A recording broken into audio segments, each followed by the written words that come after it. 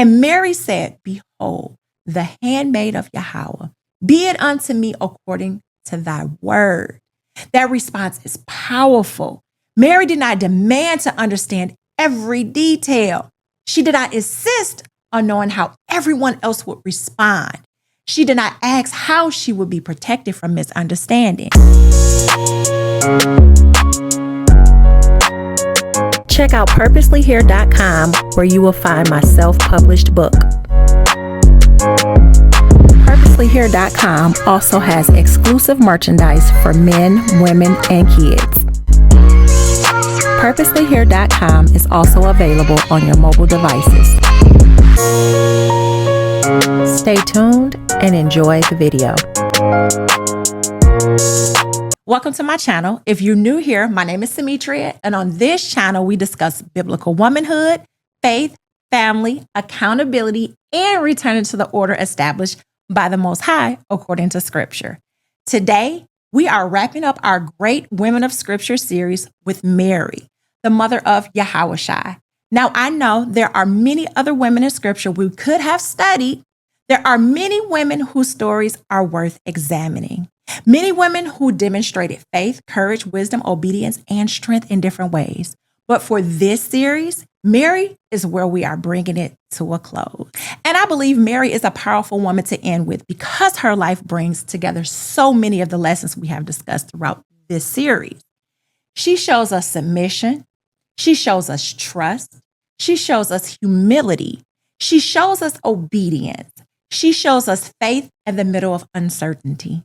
Mary's story is found in Luke chapters 1 and 2 and Matthew's chapter 1 and 2. She lived during a time of Roman occupation when the people were under pressure, waiting for the promises of the Most High to be fulfilled. Mary was a young woman living in Nazareth. She was espoused to Joseph. She was not presented as wealthy. She was not presented as powerful in the eyes of society. She was not introduced to us as someone sitting in a high position.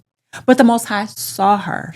And that alone is worth pausing on because many women today believe they have to be seen by people in order to be useful to the Most High. They believe they need a platform.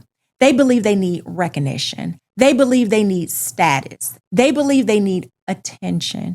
But Mary reminds us that the Most High can choose a woman in what looks like an ordinary place and use her for an extraordinary purpose. Luke 1:30-31 says, and the angel said unto her, fear not, Mary, for thou hast found favor with the Most High. And behold, thou shalt conceive in thy womb and bring forth a son. Mary found favor, not because she was chasing visibility, not because she was trying to make herself important, not because she was trying to be known. She found favor with the Most High. That matters because true purpose does not begin with people noticing you. It begins with the Most High choosing you, preparing you, and trusting you with what he has assigned to your life. Mary's life teaches us that a woman does not have to be loud to be significant. She does not have to be famous to be chosen. She does not have to be celebrated by the world to be useful to the Most High. Sometimes the most powerful assignments begin in quiet places. Sometimes the most meaningful influence happens in private obedience. Sometimes the woman the Most High is preparing does not look important to the world at all. When Gabriel gave Mary the message, what she heard was not small. This was not a simple instruction. This was not something easy to explain. This was not something that would make sense to everyone around her. Yet Mary's response reveals her faith. Luke 1:38 says, and Mary said, behold, the handmaid of Yahweh, be it unto me according to thy word. That response is powerful. Mary did not demand to understand every detail. She did not insist on knowing how everyone else would respond. She did not ask how she would be protected from misunderstanding. She did not ask how her name would be defended. She submitted to the word that came from the Most High. Be it unto me according to thy word. That is not weakness. That is faith. That is trust. That is a woman yielding herself to the will of the Most High, even when she does not know every detail of how things will unfold. And that is where many women struggle today. We say trust the Most High, but often we want complete understanding before we obey. We want the whole picture. We want the timeline. We want the explanation. We want the guarantee that nobody will misunderstand us. We want to know that obedience will not cost us anything. But Mary shows us something different. She shows us that faith does not always require full understanding before obedience. Sometimes faith says yes while still carrying questions. Sometimes faith submits while still not knowing how everything will work out. Sometimes faith trusts the Most High more than it trusts the comfort of having every answer. Mary's pregnancy would have brought questions. It would have brought whispers. It would have brought misunderstanding. She was espoused to Joseph, and the situation surrounding her pregnancy was not something people would easily understand. Yet Mary did not choose public approval over obedience. She did not choose reputation over submission. She did not choose comfort over the assignment placed upon her life. And that is something worth examining, because many people today are more afraid of being misunderstood by people than they are of being disobedient to the Most High. We live in a generation where approval has become an idol. People will compromise truth to avoid criticism. They will compromise obedience to avoid embarrassment. They will compromise conviction to avoid being talked about. But Mary's life reminds us that obedience to the Most High may not always be understood by people. And still, obedience is required. Mary did not make herself the center of the story. When she spoke, she magnified the Most High. Luke 1:46-47 says, "And Mary said, My soul doth magnify Yahweh, and my spirit hath rejoiced in the Most High, my salvation."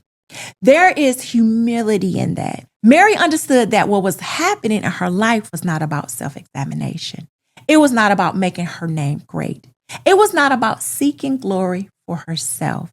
She rejoiced in the Most High. She magnified him. That is another lesson women today need. Because in a generation obsessed with being seen, Mary teaches us the beauty of humility. She was chosen for something sacred, yet her response was not pride. It was worship. It was gratitude. It was reverence. She understood that favor did not make her independent of the Most High. Favor made her more aware of her need for him. Now, before we continue, if this Great Women of Scripture series has been a blessing to you, take a moment to like this video, share it with someone who needs encouragement in biblical womanhood, and subscribe to the channel if you have not already done so. We have studied women who have showed courage, wisdom, faith, loyalty, and obedience. And as we bring this series to a close with Mary, I pray these teachings continue helping women to return to the order and truth of the Most High. Now let's continue. One thing I appreciate about Mary's life is that her faithfulness was not only seen in one dramatic moment. Yes, saying yes to the message from Gabriel was powerful. But Mary also had to walk out the obedience in everyday life. She had to travel. She had to give birth. She had to nurture. She had to raise a child. She had to carry responsibility that many people would never fully understand. Luke 2:5 says, to be taxed with Mary, his espoused wife, being great with child. Sometimes we read verses like that too quickly.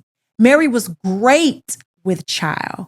She was still walking through the responsibility of life. That matters because obedience is not always glamorous. Sometimes obedience looks like continuing. Sometimes obedience looks like showing up. Sometimes obedience looks like doing what is required even when you are tired, uncomfortable, uncertain, or carry more than people realize.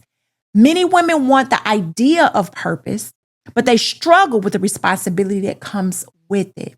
Mary's life reminds us that purpose does not remove responsibility. Purpose often increases it. And faithfulness is shown not only in what we say yes to, but in how we continue after the yes. Mary also shows us the power of a mother's influence. Luke 2:51 says, and he went down with them and came to Nazareth and was subject unto them. But his mother kept all these things in her heart. That verse tells us something important. Mary was paying attention. She kept these sayings in her heart. She pondered. She observed. She carried understanding quietly. And her role as a mother was not insignificant. Today, many people try to make motherhood seem small. They make nurturing seem small. They make guiding children seem small. They make the home seem small. But scripture does not treat the work of a mother as meaningless. Mary's influence did not need to be loud to be powerful. Her influence was seen in her faithfulness, her care, her attention, her willingness to nurture what the Most High entrusted to her. That is a word for women today. Do not despise the influence the Most High has given you in the home. Do not despise the assignment of nurturing. Do not despise the quiet work. Do not despise the unseen responsibility. The world may overlook it. The Most High does not. Mary kept these things in her heart. And sometimes that is part of a godly womanhood too. Not everything has to be announced. Not everything has to be posted. Not everything has to be explained to everybody. Some things are to be carried with wisdom. Some things are to be pondered. Some things are to be kept before the Most High. Mary's life is powerful because she teaches us that submission and trust are not passive. They are active. She actively yielded. She actively believed. She actively carried responsibility. She actively nurtured. She actively remained faithful. Submission to the Most High does not make a woman weak. It positions her to be used according to his will. Trust does not make a woman foolish. It teaches her to rely on wisdom higher than her own. Humility does not make a woman insignificant. It keeps her rightly positioned before the Most High. And obedience does not rob a woman of purpose. Obedience is what allows her to walk in it. And as we close this great Women of Scripture series, Mary gives us a beautiful final picture. We have seen courage. We have seen wisdom. We have seen loyalty. We have seen faithfulness. We have seen women who had to make decisions in difficult situations. And now with Mary, we see submission, trust, humility, and obedience woven together in a life chosen for a sacred purpose. Again, there are many other women in scripture we could study.